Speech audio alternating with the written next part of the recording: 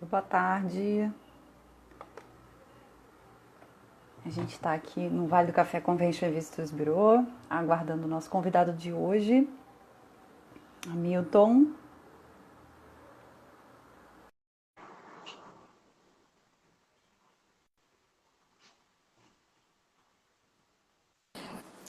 Ó, Oi, fui. Hamilton! Oi. Demorei um pouco dessa vez, hein? Ficou o sinal aqui, não queria entrar de jeito nenhum. Agora vamos torcer para a gente conseguir aí ficar a nossa live toda com a conexão certinha, né? Tem sido muito desafiador, acho que para todo mundo, essa coisa de fazer reunião, muito Zoom, muita live aí. Cara, Luciano, eu tenho aqui. Eu falei com você, a única coisa que eu fiz diferente, eu entrei com você e fechei a porta do quarto, uma coisa que eu não tinha fechado da última. Aí o sinal deu uma piorada, eu senti isso, entendeu? Foi suficiente, né? É. Bom, já estou vendo que tem um monte de Foi gente suficiente. entrando. Vou apresentar então o nosso convidado de hoje, Hamilton Vasconcelos, turismo, já foi vice-presidente da Turis Rio, a entidade da qual eu também já fiz parte. Aliás, nós não nos conhecemos de lá, né? Mas o É, Hamilton é uma figura aqui no Rio muito expressiva, ele é muito presente, sempre um ombro amigo disposto aí a apoiar ações, né? E eu achei fundamental o trabalho dele, trazer o trabalho dele aqui para o Vale do Café, porque ele já está como presidente da Comissão de Turismo da OAB já há mais de um ano, né, Hamilton? já não, eu tenho, esse é o segundo mandato, eu já estou. Segundo, Já está indo para 4, 5 anos de como presidente da comissão. nossa, que legal. E isso é muito bom, porque a gente pode agora trazer uma série de questões que estão sendo levantadas agora com relação a essa questão da pandemia, que pegou todo mundo de surpresa, e surpresa nem sempre positiva, né? Então, acredito que alguns associados venham e se apresentem aqui, façam algumas perguntas, Hamilton, e que a gente consiga levar isso. Muito obrigada por ter aceito o nosso convite. E queria que você falasse um pouquinho aí de como é que está a sua rotina desde que essa pandemia começou, essa loucura, né, que a gente está vivendo. Você, como é um especialista no direito do turismo e é um defensor, né, da nossa atividade. Luciano, eu vou até mandar aqui, aproveitar, tem dois amigos que eu tenho que mandar do Vale do Café, que eu vou ver Manda, por até se eu favor. consigo, se você consegue mandar para mim também a mensagem, que é o nosso secretário de turismo daí, De qual município? Wanderson. Wanderson? O Wander, Cadê ele? Ele de entrou já? Vassouras. Não, ele Não não sei entrou, se ele não. entrou. Eu fiquei de mandar para ele. Se você conseguir mandar mensagem, eu esqueci de mandar para ele, Vou porque mandar ele aqui. tem feito um trabalho gigantesco. Mas eu Com queria, eu queria certeza. falar um pouquinho. Realmente o trabalho que a gente tem feito mudou um pouco o nosso dia a dia, né? Essa pandemia, o isolamento, mas mudou de uma forma que a gente agora trabalhando em casa, o pessoal fica falando de um novo normal, de se reinventar. Eu tenho um grupo, né, gente, você participa também, eu já estou vendo aqui o Fernando, jornalista A aqui gente do Rio estava de falando Janeiro, a gente estava louco. falando do secretário, entrou a Rosi aqui, a Rosi Farias, que é vereadora. Eu vi nossa deputada, nosso deputado, já tô levantando ela para Já, deputada, hein, Rose? bom, bom. Não, a Rose é uma querida, sempre trabalhou por Vassouras muito intensamente. Eu tenho a felicidade de ser do partido dela, inclusive. Tenho a felicidade de ter um grupo que participo com ela. E sempre que eu posso, eu vou a Vassouras, porque ela sempre lutou e sempre também lutou pelo turismo. Né? Ele luta muito pela cidade, mas lutou pelo turismo incessantemente. E tem sido uma bandeira do nosso grupo, lutar muito pelo turismo, que a gente acredita no turismo como atividade econômica realmente vocação do Estado e a solução para a curto prazo para o Estado do Rio de Janeiro poder ter uma economia se recuperando, né? Então, além da Rose Farias, a gente já tem o Wanderson, o secretário também, que é um craque, também sempre fez esse Vassouras e a capital para lutar pela cidade. Então, é uma dupla muito afinada. Tem muita gente ativa no Vale. A gente atua em Vassouras e em outros municípios também. E realmente a gente percebe que tem um esforço assim, de toda a região, dentro das governanças, de se desenvolver o turismo, né? Uma das coisas que você colocou no nosso grupo, que eu gostei muito, no grupo que eu estou participando, né, que é o seu grupo, que se chama Tudo.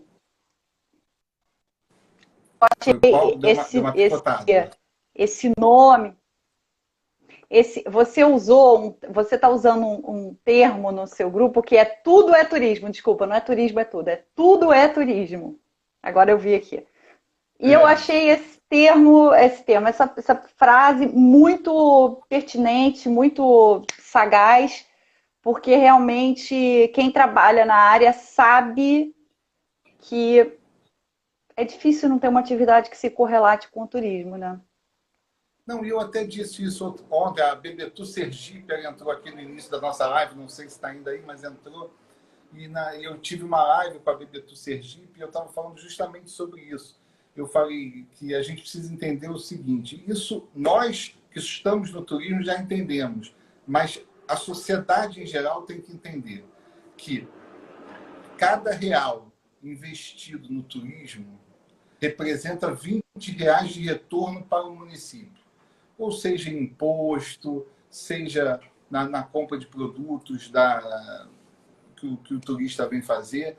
E esses R$ 20 para o município, né, esses 20 são só do imposto, né? Deixa eu até ficar claro que não ficou. R$ 1 investido pelo governo do município volta em 20 para a prefeitura em imposto. Esses R$ 20, eles não vão para o turismo. Eles vão para o prefeito botar saneamento básico, vai para o prefeito melhorar a infraestrutura local, vai para o prefeito poder melhorar uma escola, comprar equipamentos para a escola, pode ir para o posto de saúde. Então, assim, quando você fala que tudo é turismo, é que quando você tem turismo, é uma atividade econômica mais rápida. É uma atividade econômica que você vai investir, o turista vai vir e o dinheiro vai vir rápido. Você não precisa disponibilizar um chão para se fazer uma fábrica que vai ter menos empregados, que vai ter um hotel, como vários hotéis que são aí as belas fazendas do Vale do Café. E fora que movimenta, né? Começa a gerar uma série de atividades que realmente aumentam não só a melhoria da vida do turista, né, ou da participação do turista,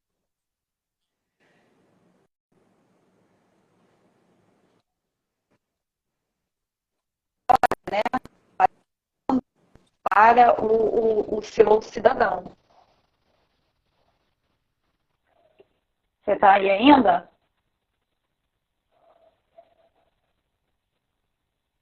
Vamos esperar ele voltar.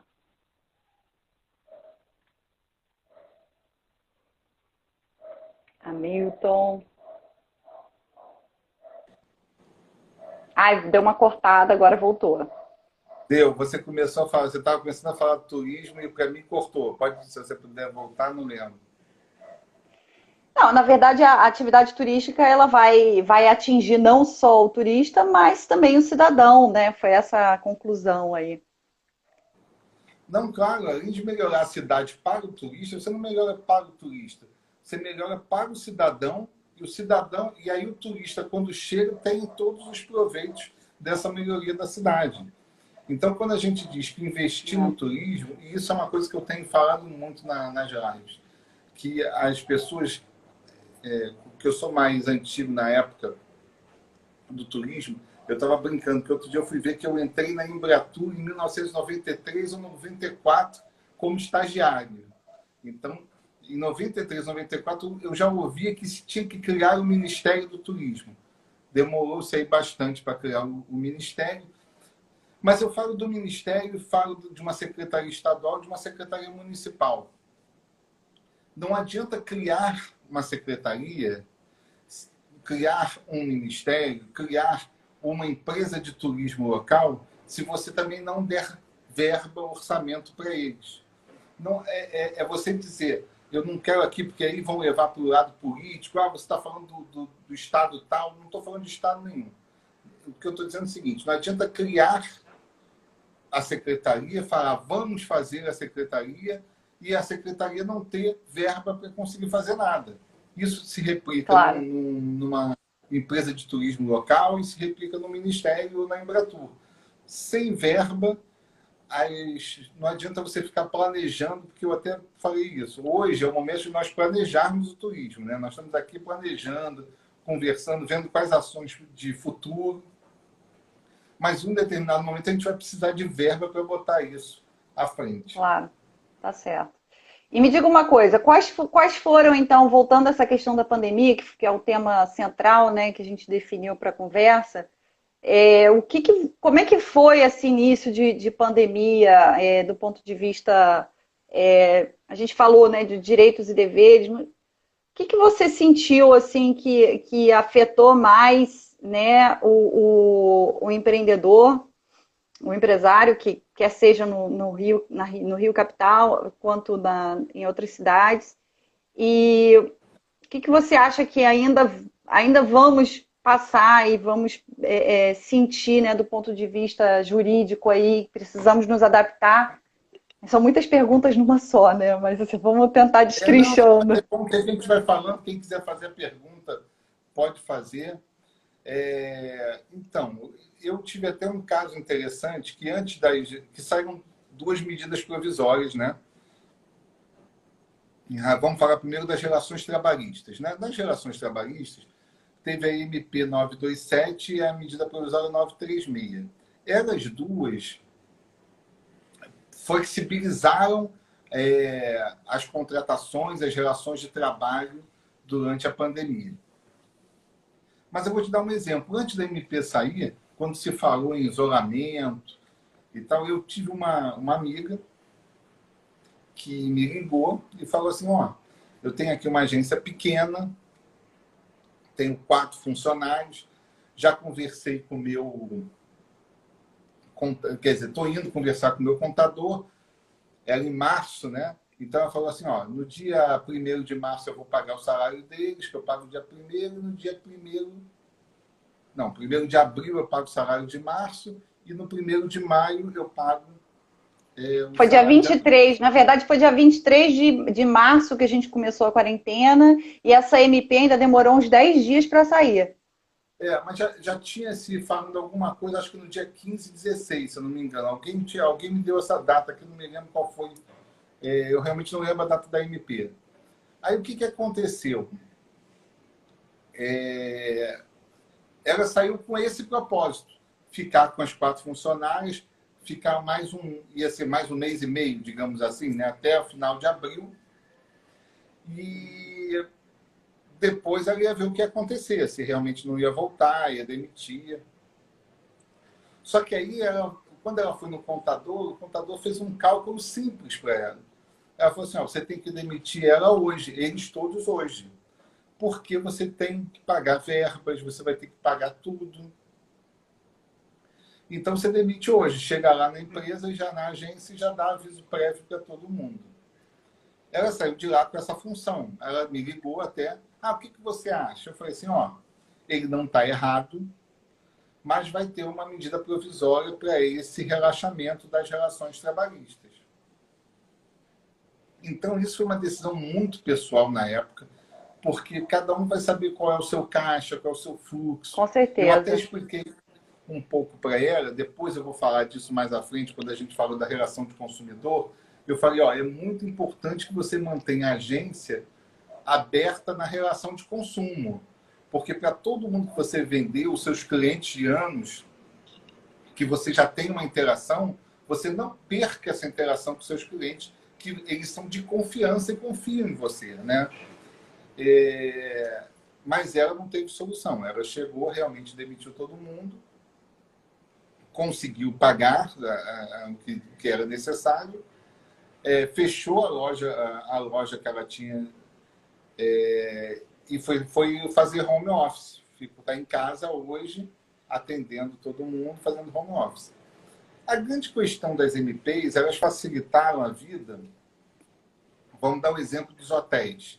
Eu não sei, hoje eu não tive uma pesquisa atual, mas eu tive uma pesquisa lá quando tinha um mês, mais ou menos, de isolamento, que 80% dos hotéis do Brasil estavam com as atividades suspensas. Aqui no Rio, era em torno de 5% a ocupação dos hotéis aqui da capital, com médico, com esse pessoal todo. Uhum. E você aí diz o seguinte, os hotéis que tiveram atividade suspensa, o que eles fizeram? Uns deram férias coletivas, que a lei que a MP permitia, outros fizeram bancos de horas, né? Você podia suspender o contrato. Eu não sei de hotel que suspendeu, eu não tive essa notícia, mas de bar e restaurante que suspenderam. Só que a questão de suspender é uma questão também financeiramente que tem que ser muito bem pensada, porque quando você suspende, você também mantém o emprego do seu funcionário quando ele retorna. Você suspendeu 60 dias. Quando voltar ao trabalho, 60 dias ele tem estabilidade, ele não pode ser mandado embora. Para o empregado em si, não era ruim, porque ele ia continuar recebendo uma renda, né? Diminuir a renda, porque ele podia diminuir a jornada de trabalho também, mas ele mantinha e, se Deus quisesse, desse tudo certo, o negócio abriria depois da pandemia e a pessoa teria o seu emprego mantido e até com uma certa estabilidade, né, digamos assim. Mas isso foi uma decisão muito do empreendedor, muito do empresário. A gente viveu isso, foi aí uns 10 dias de quarto do pânico, né? A gente não sabia muito bem se dava para já ter alguma medida mais radical ou não. Eram as duas preocupações principais do empresário, são ainda as duas preocupações, né? Manter o staff, porque imagina, no interior são poucas as oportunidades, são menores ainda as oportunidades de emprego. Muitos funcionários já estão naquela empresa há anos, então tem uma relação que transcende a relação trabalhista, né? E muitos deles até ficaram preocupados em manter essa questão das reservas. Então, era a relação trabalhista, de um lado, e a relação de consumo, né? Que foram afetadas de uma forma muito abrupta e muito sem visão, sem uma ideia de quando a coisa poderia retomar. Então, nós estamos vivendo ainda isso. Acredito que a maioria dos empresários estão se reinventando, tentando entender se conseguem manter essas reservas. Eu acho que agora a parte mais importante é manter a moral, manter a reserva, fazer com que o cliente entenda algum benefício em fazer uma reserva com antecedência também, né, para o ano que vem, por exemplo, flexibilizar ao máximo essas reservas para que quando se ele reservar agora, por exemplo, ele possa usufruir até o final do ano que vem, por exemplo, e se ainda tiver, né, uma dificuldade, que isso seja flexibilizado. Você acha que o cliente ele está entendendo isso? Você acha que ele consegue atingir esse grau de consciência de que é necessário que ele faça também a parte dele, apesar dessa flexibilização toda? Você tem esses dados? Você está acompanhando isso? Como é que você vê essa questão Então, essa única saída, essa grande saída aí que o empreendedor tem, né? Essa grande questão foi aí, porque logo após isso veio a medida provisória 948, né? 948, que fala das relações de consumo, né? Por quê? Porque o Código de Defesa do Consumidor era claro que tinha que se devolver o dinheiro e pronto, né? O código é isso, e não tem como fugir. Mesmo os colegas os advogados, depois da 948, entendem que continua sendo isso.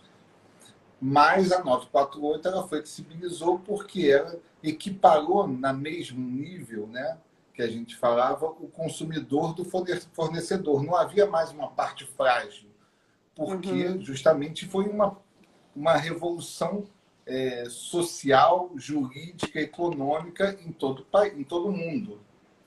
Então, quando se colocou ao mesmo patamar, a medida provisória 948 ela veio dizendo o seguinte, ó, no dia que acabar a pandemia, se você quiser seu dinheiro de volta, você vai poder pedir e ter 12 meses para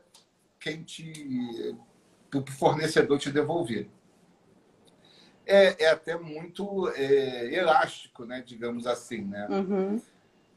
Quem defende algumas mais empresas podem quebrar até lá, né? O que acontece nesse caso, né? Se a empresa não conseguir. Exatamente. Se quebrar, vai ter que entrar com... Ou quebrar, ou fechar, enfim. Isso. Então, o que a gente sempre...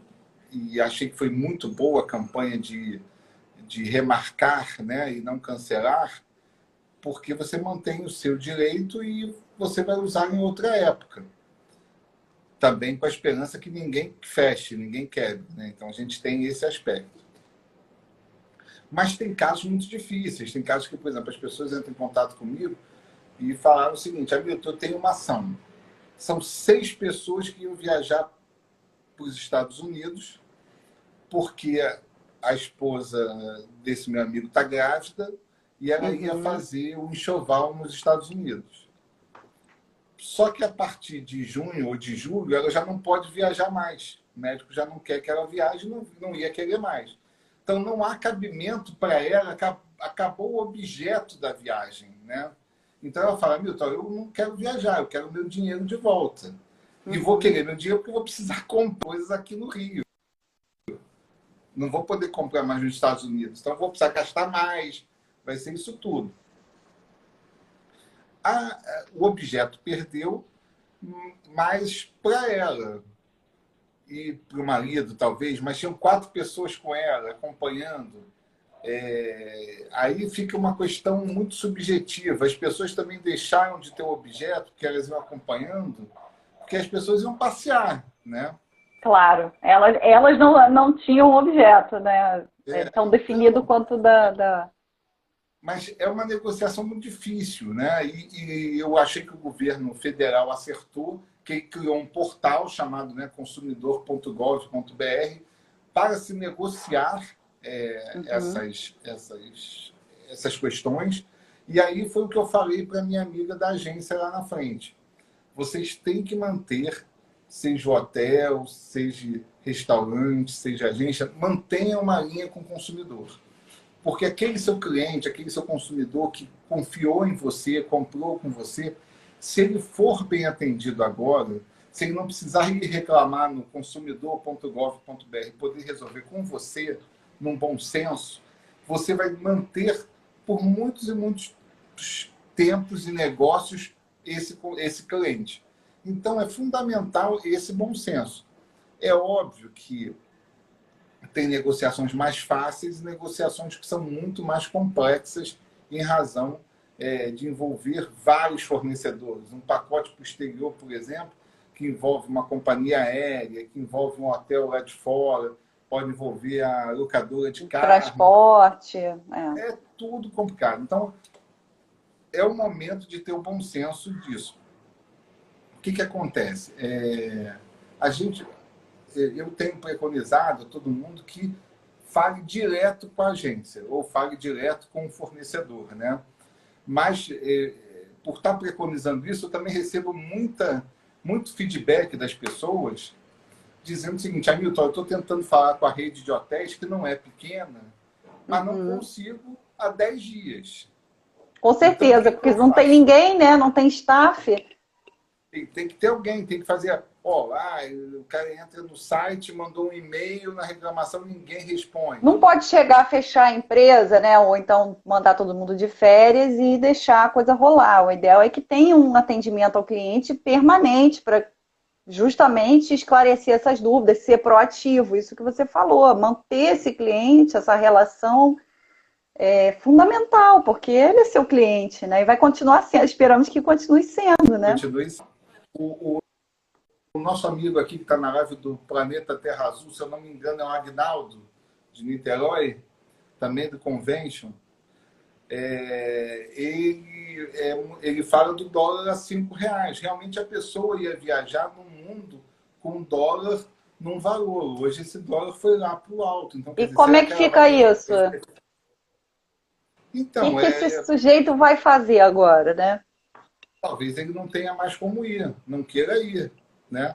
Então ele pode desistir da viagem. Só que aí vamos entrar naquele caso. Pode, pela MP, ele vai receber de volta daqui a 12 meses, parcelado, né? E aí a questão, porque também se você botar muito, o consumidor tem que entender que a margem de lucro das agências é muito pequena. É muito pequeno, as pessoas não sabem disso. Então, assim, a margem de lucro é muito pequena. É um comissionamento em cima de toda a venda. Então, se ela tiver que retornar todo o valor do pacote, vindo desde lá do hotel, do transporte, e os outros não reembolsarem ela vai quebrar. Ela vai pagar um turista e não vai pagar mais nenhum. E lembrando que essa relação jurídica ela não é a mesma dentro do Brasil e fora do Brasil, né? Então, ainda tem essa questão. Essa diferenciação. Tem. Aqui dentro do Brasil, você está amparado pelo Código de Defesa do Consumidor e por essa medida provisória. Lá fora, cada país tem o seu regulamento. Então, você também vai ter que se adaptar ao que está acontecendo. A grande questão dessa 948 é porque, para quem é do direito, ele nunca tinha se atingido tão fortemente o Código de Defesa do Consumidor, né? Essa o desequilíbrio que havia, ele acaba com esse desequilíbrio e põe os dois, fornecedor e consumidor, no mesmo patamar. Alguns concordam, outros não. Então, é isso que eu ia te perguntar. Como é que você explica isso para um leigo? Como é que isso se traduz de uma forma simples, objetiva, sobre as consequências, né, os direitos e deveres desse consumidor vis-à-vis desse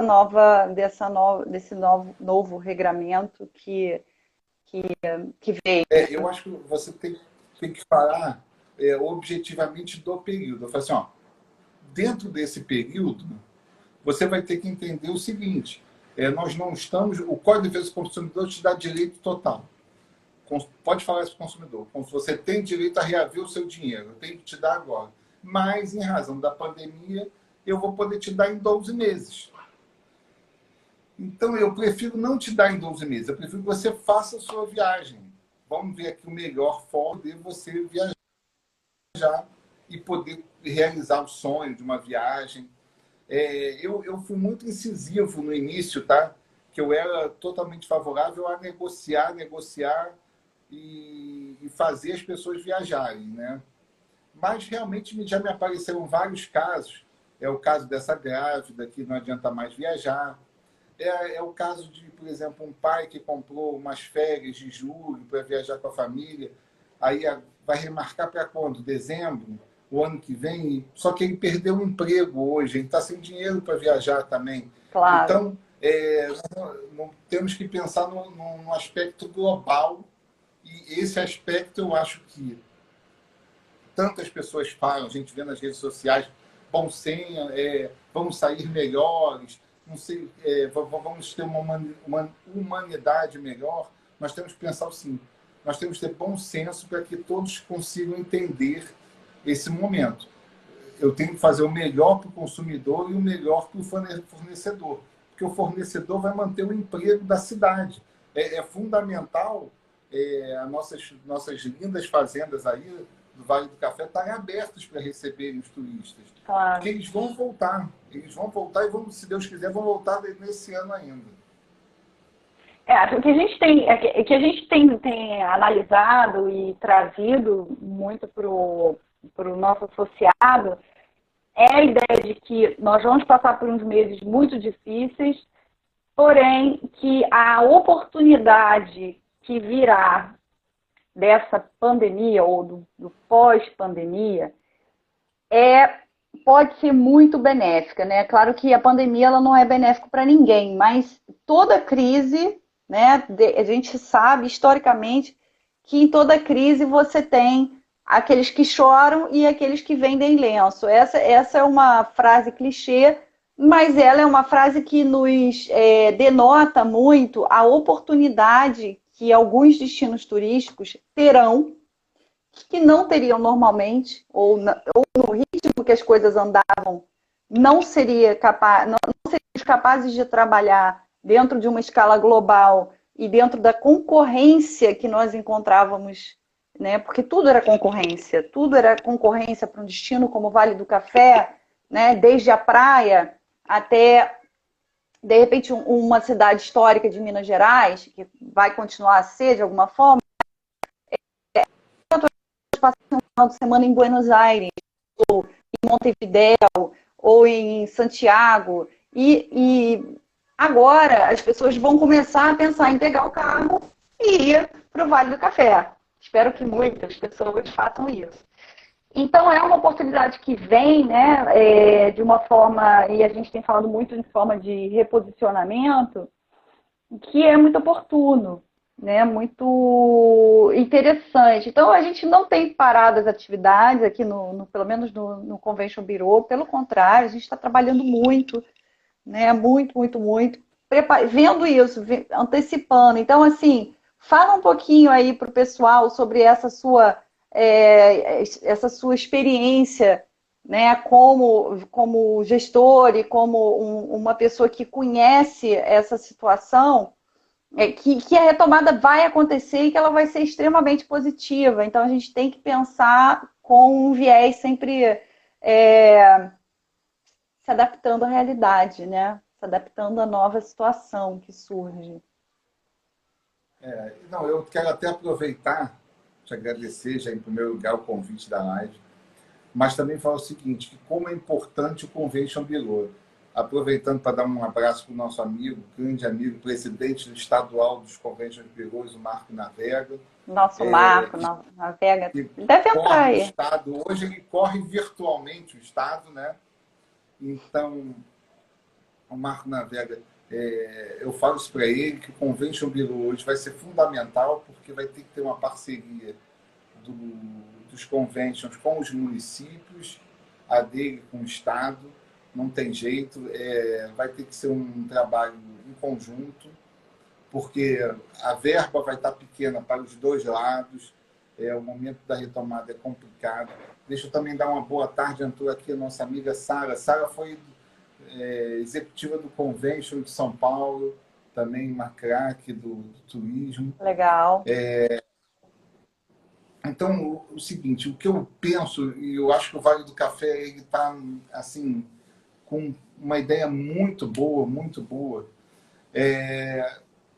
que o turista, até o dezembro, janeiro, talvez até o carnaval do ano que vem, vai ser o turismo de curta distância. A gente entende que esse turismo não vai retomar em viagens longas.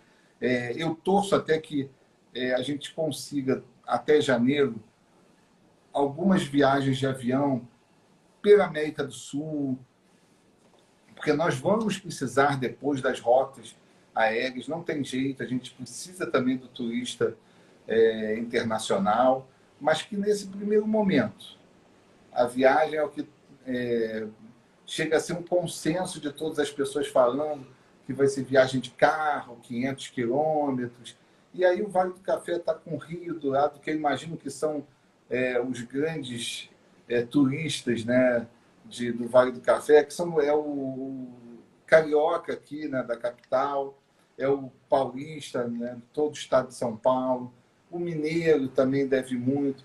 Então, eu não tenho dúvida que o Vale do Café está numa região central para poder receber esse turista. Acredito que ele vai receber, né? Vão ter outros atrativos, como do Vale do Café, como a história, como a cultura, como a gastronomia, mas vai ter a proximidade, que hoje todo mundo fala da proximidade, vai ter o espaço aberto, o contato com a natureza. Então, isso tudo é uma ferramenta que eu acho que vai dar muito, mas muito certo para o Vale do Café. A gente fica falando aqui que o quadro é só de tristeza, mas assim, é o que você falou, eu acho que a retomada, e eu falo isso para algumas pessoas, você não precisa nem se reinventar, não é uma questão, nós temos todos que reinventar. Mas se nós organizarmos bem o nosso trabalho, né, seja restaurante, hotel, seja o destino, se a gente conseguir organizar, a gente vai voltar ao turismo e ele aos poucos vai fazer a sua retomada. Até concordando com o que eu falei lá na frente, que o turismo vai ser a rápida maneira de se voltar à economia, seja a economia da capital, né, seja a economia das cidades do interior. O carioca vai estar ávido a sair, a viajar, a ir para a natureza. Os concorrentes Isso que você falou, essa harmonia, né, entre o que é direito e é dever do consumidor também nesse momento, a questão do bom senso, que a gente foge muito dessa questão do bom senso, porque as relações ficaram muito jurídicas, né? Eu acho que você, como advogado, você deve perceber muito isso. Tem coisas que poderiam ter sido resolvidas, de repente, numa conversa, né? Numa troca de ideias, numa troca de e-mails ou numa ligação telefônica muito amistosa, né? Ouvir o que o cliente tem para falar, ouvir o que o empresário tem para falar. Você acha que falta esse bom senso, né? Que é o bom senso, como dizia Descartes, é o que está mais bem distribuído no planeta Terra. Porém, existe uma ideia de bom senso, né, Hamilton? Você acha que isso está faltando isso? Em alguns momentos, eu entendo que falta um pouco de treinamento para os fornecedores, para ter aquela pessoa de frente que vá poder fazer essa negociação de uma forma para resolver a questão, né? E não uma forma de se livrar do problema no momento. A verdade, hoje, muitos fornecedores têm pessoas ali que estão na interface com o consumidor que querem se livrar do problema dele naquele momento. Não sabe o que vai gerar depois. Né? Exatamente. Mas não tem uma ideia de causa e consequência, né? Não tem. Hoje, o que evoluiu? Mas até na justiça isso tem evoluído. Já tem as câmaras de mediação. Então, tudo como você pode ver. Você fazer a mediação é muito mais rápido que um processo que pode se estender a anos e anos e anos. Então, e no caso, eu vou dar um exemplo. Eu era o jurídico da Embratur quando foi a Copa de 1998 na França, que várias agências não puderam entregar os ingressos e muita gente não assistiu. E muitos quebraram. Só que quando você senta para estudar esse caso, é um caso tão complexo que passa por CBF, Comebol, CONCACAF, FIFA, e passa por operadora brasileira, operadora sul-americana, que em algum determinado momento se fala assim, quem quebrou? Quebraram as agências, que eram a interface com o consumidor, porque o código fez isso, fez que quem tinha que pagar? A agência. E ela muitas vezes não conseguiu receber de volta o que ela já tinha investido. Essa relação de consumo, muitas vezes, eu acho que passa também, isso que você falou, são algumas coisas que a gente pode identificar. Só para a gente conseguir resumir e, de repente, partir aí para as perguntas, é que hoje falta essa ideia de capacitação para o setor, né, para quem trabalha na linha de frente. E eu acho que não é um problema só do turismo, é de bens de consumo no geral. Né? A gente está muito exposto, às vezes, a uma falta de empatia, uma falta de treinamento, uma falta, de repente, de rigor e objetividade, e uma ideia de que se o custo da incompetência, né, ou o custo do não treinamento, ele vai aparecer em algum momento e que ele vai ser muito mais alto, né? Eu nem sei, vou te fazer uma pergunta curiosa. Existe um cálculo para isso? Por exemplo, deve ter algum rácio, né? Assim, o mau O que a falta. atendimento. Não, eu acho que eu tenho que ver, mas realmente tem um cálculo das interações, né, do consumidor com o estabelecimento que viram demandas judiciais, entendeu? Que imagino que seja uma bola de neve, que tenha muitas empresas que acabem tendo um passivo prejudicial, né? E acaba enfim, isso afetando muito a saúde financeira da E a empresa. imagem, né? Porque a gente vê, quando você pega a imagem de todos, assim, quando você falava quem mais reclama na justiça, é Telemar, Oi, todos os serviços de telecomunicações nossos que são prejudicados. Hoje mesmo estava brincando, a gente falando aqui que o sinal fica ruim porque tem muita gente com internet, não sei o quê. Uhum. Mas quando a gente contratou para todo mundo usar. A gente não falou assim, ó, eu quero 1 mega se tiver metade das pessoas do mundo na internet. Quero 5 megas se tiver todo Claro. mundo. Então, a falta do compromisso com o que é também vendido, às vezes, é o grande desafio, né? No direito e no turismo, teve a questão muito que era aquelas fotos, né, dos hotéis, né, que você via um quarto, quando você chegava lá, o quarto era totalmente diferente, né? Eu acho que isso foi diminuindo, acho que Especialmente está quem não é da diminuindo. área. Eu acho que as pessoas estão começando agora. Estão começando, não, já tem um tempo. Começam a ser mais realistas. Mas existe, né? Existe a produção. As pessoas têm que entender que existe toda uma produção por trás de um site. As câmeras, enfim, você vai usar uma grande para fazer tanto para que o quarto pareça maior, né? A gente ilumina o quarto com uma luz amarela para poder dar uma sensação de aconchego, que é o que se pretende, né? Então, tem muitos artifícios que são utilizados para vender, né? E realmente é complicado. Essas relações são muito, muito complexas, né? Mas é muito interessante. Quando a gente para ver. Vou dar uma lidinha aqui no que o pessoal falou, para de repente você responder o que o pessoal está perguntando. Pablo querido, tá aqui, ó. Hamilton, você não acha que deveria ter ações governamentais para que o nosso interior, muito rico, possa ser conhecido por muitos? Nem os próprios fluminenses e turistas conhecem o nosso estado? Não, com certeza as ações governamentais, espero que dupliquem, tripliquem agora, após a pandemia. E vou Eu dizer o acredito seguinte, que tem muito trabalho sendo feito, né, nesse sentido, mas que isso que você falou. Se não tem um orçamento já e projetos, né, é muito difícil a coisa avançar, né? é difícil avançar. E você, realmente, quando ele fala de interior, nós temos tanta coisa no interior que não é aproveitada como um atrativo turístico por falta de uma infraestrutura, uma, uma sinalização, né? Nós que já passamos pelo governo, a gente sabe assim, tem um projeto de sinalização, mas assim, posto uma placa de tempos em tempos e aí fica todo mundo satisfeito, mas na verdade não há um projeto de sinalização assim verdadeiro que você consiga.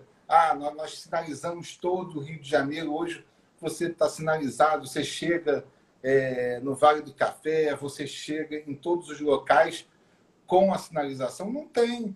É. E aí nós vamos cair no que eu falei no início. Não tem porque tem lá um projeto de sinalização que todo mundo vende, um projeto de sinalização, mas que não tem dinheiro. Então, E não quando tem você chega, continuidade, né? não Muitas tem vezes tem a continuidade, ver não com tem isso. dinheiro. Você chega e fala assim, eu preciso colocar 30 placas no Vale do Café, porque a gente sabe que o turista vai para o Vale do Café, como a gente sabe que vai. Como também acredito que vai para Ilha Grande, também vai a Búzios. Aí você vai lá bater na porta hoje do Estado, que faz esse programa de sinalização, ele vai dizer para você, eu te dou as placas sim, você paga pelas placas. quer dizer, você tem um projeto, mas que, Porque o na verdade, você orçamento não tem sentido.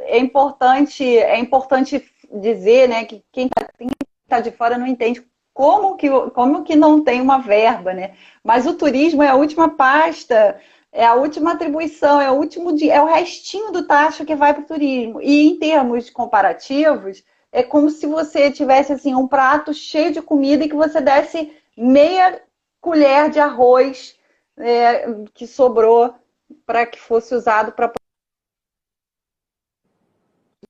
promoção turística, criação de conteúdo, que envolve contratação de profissionais, hoje cada vez menos, mas contratação de mão de obra muito qualificada, né? Entre outras coisas, né? Viagens, né? Que ainda tem isso. Como é que você vai fazer promoção no exterior? É muito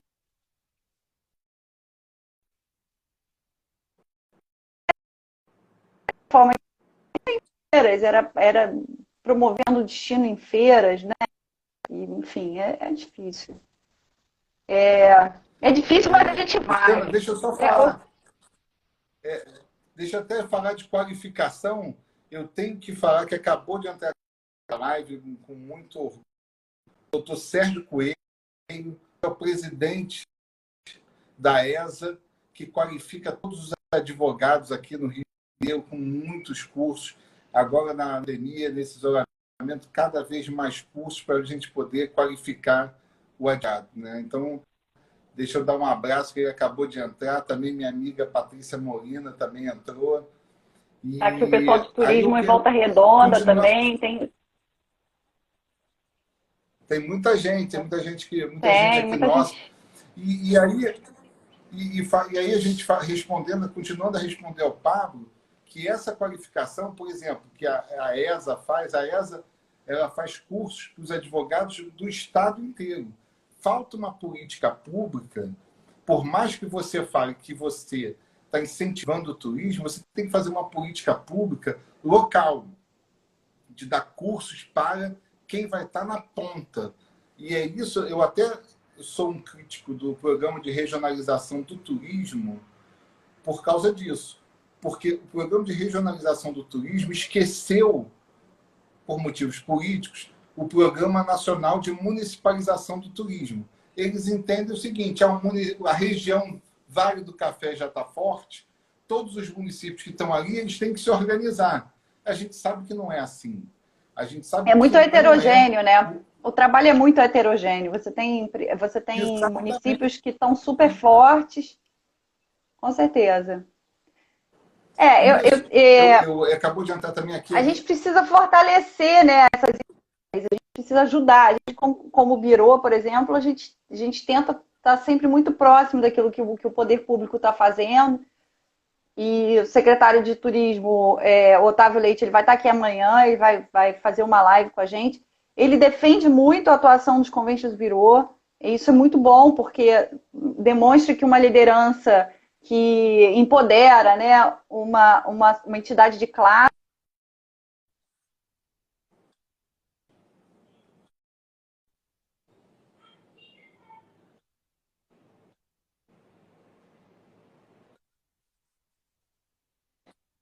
então, talvez seja por aí, né? A gente ir comatando essas dificuldades com o apoio de birôs estruturados e da iniciativa privada e aproveitar essas IGRs da melhor forma possível, colocando a sociedade civil e o poder público junto com o empresariado para poder potencializar.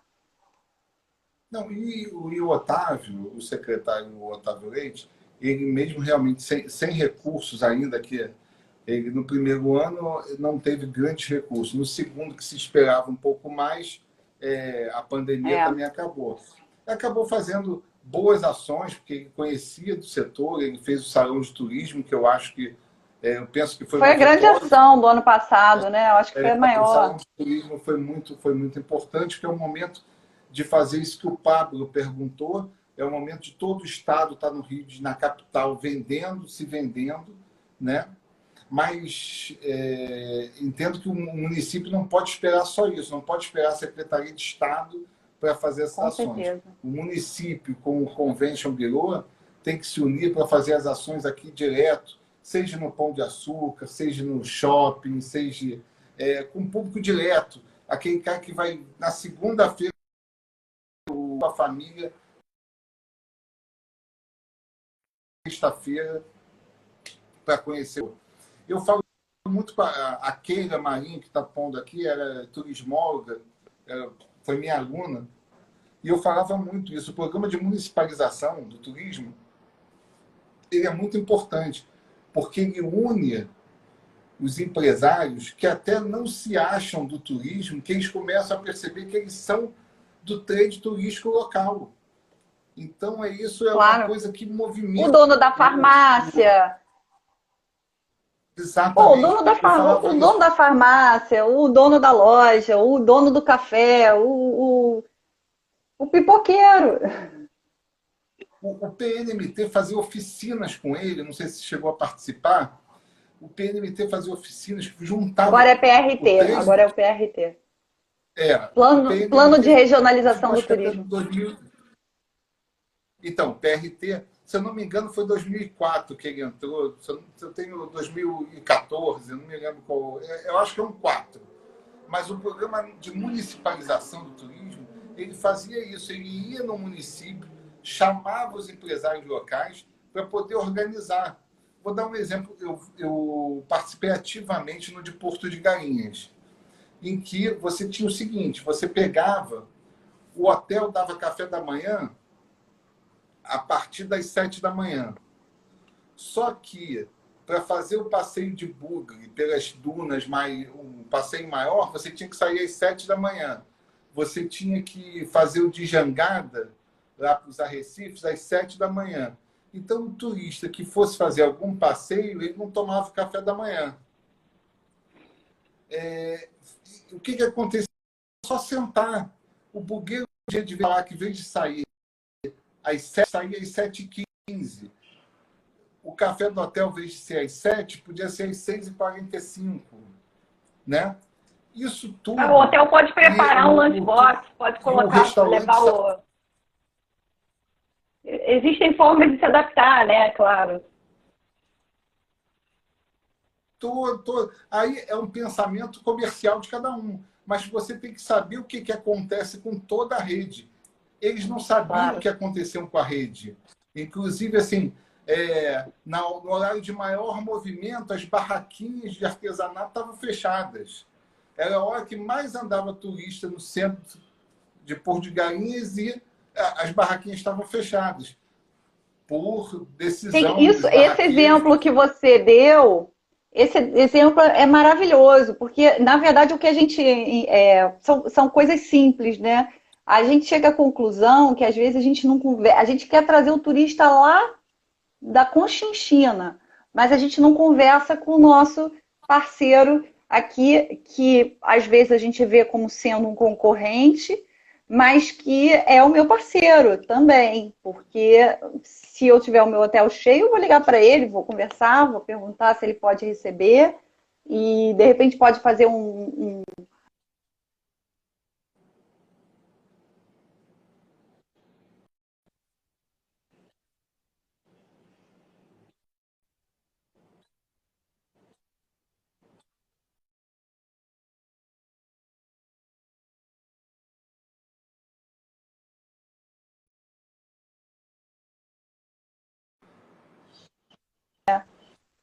Não, pode fazer.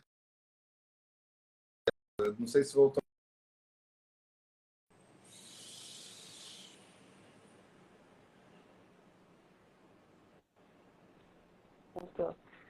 Olha, pode ser que em qualquer momento a gente tenha que encerrar essa live, porque já são 16h25, passou muito rápido, muito bom ter você aqui, mas a gente...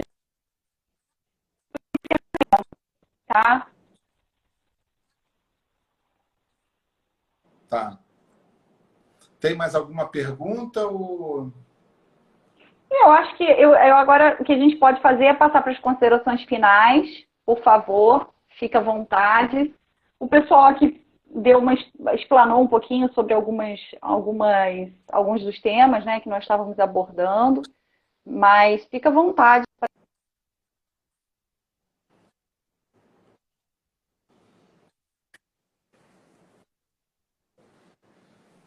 Luciana, deixa eu dar. Eu vou me despedir, porque aqui eu tenho vários colegas que são da Comissão de Turismo, o doutor Christian Teixeira, um craque do direito tributário, foi nosso procurador jurídico na Rio Tour, teve um pepino grande na mão. A Jeane, que é turismóloga também. Tivemos várias pessoas aqui do Rio de Janeiro. Não podemos deixar de falar do nosso querido Pablo, né, que fez várias intervenções. Se eu não conseguir falar tudo, Pablo, depois você pode mandar um zap direto reclamando. Mas eu quero dizer o seguinte, que é fundamental que esteja a cidade, né, o poder público local, com o Convention Bureau. O Convention Bureau é a representação de todo o empresariado, de todo o trade. Vocês aí se unem, vocês fazem suas metas. Eu vejo como é importante a união do Convention com o Estado, com o município, né? E cada vez mais vocês vão ter que sair fortalecidos. Eu acho que o Convention, com pessoas técnicas, como sempre é, você, Luciana, que sempre fez um trabalho técnico de qualidade em todos os locais que você trabalhou. Obrigada. Eu tenho certeza que no Vale do Café vai ser a mesma coisa e que a gente, depois da pandemia, você vai ter aí frutos, né, desse teu trabalho. E você vem me visitar no Vale do Café, né? Por favor. A mim e todos os nossos associados. Quero deixar também, não posso deixar de dar um abraço na Rose, que é essa vereadora, que eu já botei ela para deputada, mas a Rose, nossa querida vereadora de Vassouras, que realmente sempre me ligou, sempre conversou comigo sobre turismo. O secretário, o Wanderson, que também hoje... Muito comprometidos. O Wanderson está muito atuante, é um cara... Eu, às vezes, penso em mandar uma mensagem para ele, já está me mandando. Eu fiquei até com pena que hoje foi tanta coisa, não consegui avisar ele da live. Então, eu queria deixar o recado aí. O que eu acredito que o turismo de curta distância vai voltar, vai ser o que vai voltar depois desse nosso isolamento. É uma pergunta de $1 milhão, dizer quando vai ser, como que vai ser. Essa pergunta vale $1 milhão. A gente não vai conseguir responder aqui, né? Não vamos conseguir responder, mas o que a gente pode responder é o seguinte, que quando voltar, esse turismo de curta distância vai movimentar, sim. Vão ter protocolos, cada hora se fala de um protocolo diferente. Hoje saiu o protocolo da ANAC, já saiu o protocolo de São Paulo, do estado de São Paulo. Acho que o secretário é capaz de falar amanhã, e acho que está fazendo do Rio. Nós vamos... Está tendo uma política pública de eventos. A BEOC, né, a Fátima Facul, está trabalhando muito nisso. E eu acredito, sim, que em 2021 a gente consiga pelo menos uma retomada boa e uma economia boa para todo o Estado, que a vocação do Estado é turismo. Tudo é turismo. Hamilton, tudo é turismo. Gente, guarda essa frase. Tudo é turismo. Essa é a frase do Hamilton e é uma frase que pode virar mantra aí de todo mundo, porque qualquer atividade econômica tem alguma correlação, algum segmento que toque, não adianta. A gente teve aqui o ANET. O Anaetê. Então, o Anaetê, agradecer ao associado nosso, Cristina Braga, que é a nossa conselheira. Vou agradecer aqui quem participou, tá? Você tem que conhecer esse lugar, Hamilton. É lindo, lindo, lindo, lindo. Eu peço que você mande um abraço para o Wanderson, tá? Se eu não conseguir. Eu vou mandar. Aqui, ó. Pablo, obrigada por participar. Sempre aqui aparecendo. Jaime, que é empreendedor no Vale do Café, muito participativo, é um dos nossos associados, assim, que está sempre muito atuante. Turismo em Volta Redonda, agradecer o pessoal, a Débora, também uma força lá nessa região de Volta Redonda. Deixa eu ver.